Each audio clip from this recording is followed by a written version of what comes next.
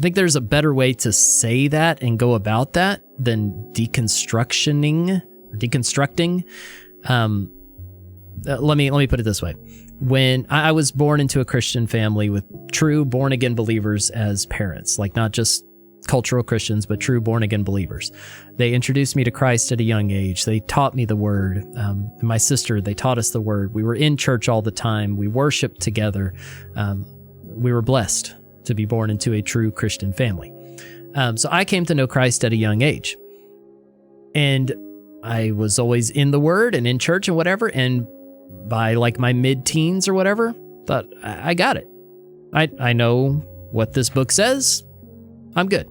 I got this. I know all the stories. I know Christ. I've been saved. I've been all this stuff. I'm good. Around 18, 19, something like that, moving into college and,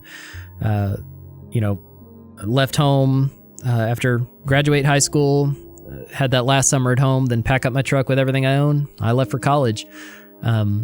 Went to go play tennis on a full ride, all that kind of stuff. Y'all know the story. Met my wife, got called into ministry, blah, blah, blah. But in that season, started questioning some things. Not that I was doubting that they were true, but that I was doubting or coming to this place where I was asking the question, why do I believe what I believe?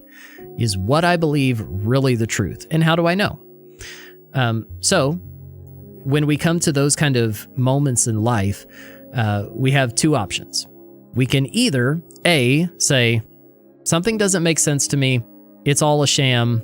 Forget it. I'm going to go do whatever I want to do.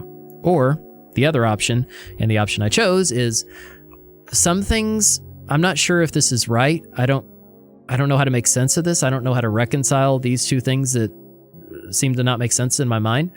So I'm going to dive deeper into the Word and see what is the truth. Why do I believe what I believe? And so that's what I did.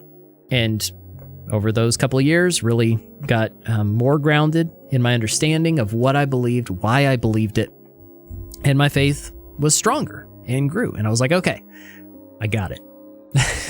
And it was in that season that God was calling me into ministry, and I started going through my education and credentialing and all that kind of stuff. Started that process. It's a 4-year process and whatever.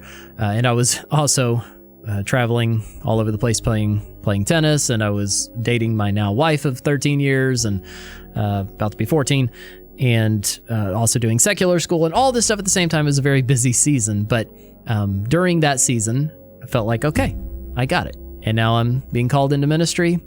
God showed me all the things that I need to know. I'm good. So that was around 1920, something like that. How old am I now? 35.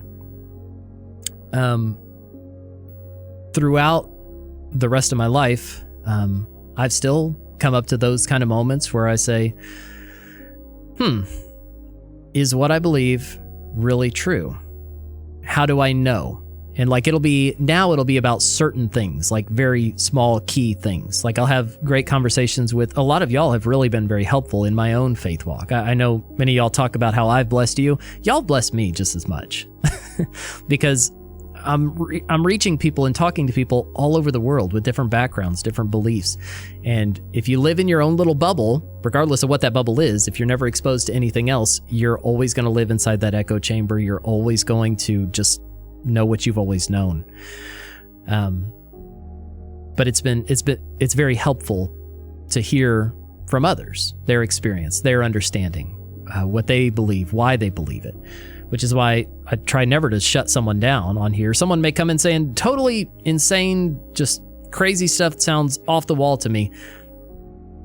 In my mind, I might be like, what in the world are you talking about? But I'm always going to say, why do you believe that? You've probably heard me say that a lot on stream. Why do you believe that? Where does that come from? Tell me about that. Because I want to know. I want to hear. And so as we have those conversations, I think that's a piece of that iron sharpening iron. So deconstructing is a word I wouldn't use, but I would say, like a friend of mine who also streams on here and a fellow pastor, his name's Super Shadow. He's on the show on Sunday nights with me. I love the way he says it, and I've quoted him a lot on this, is he says, faith and doubt are two sides of the same coin. Doubt is not a bad thing as long as it drives us deeper into Scripture, as long as it drives us deeper into the Word to know what is really the truth, because I'm not sure about this. So if by that label or that term or whatever, if by that definition, if that means that I deconstructed, then okay.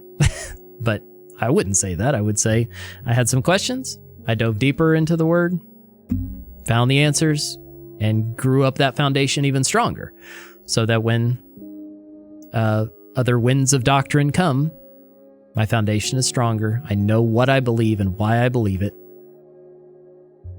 But you keep growing, you keep learning, you keep listening.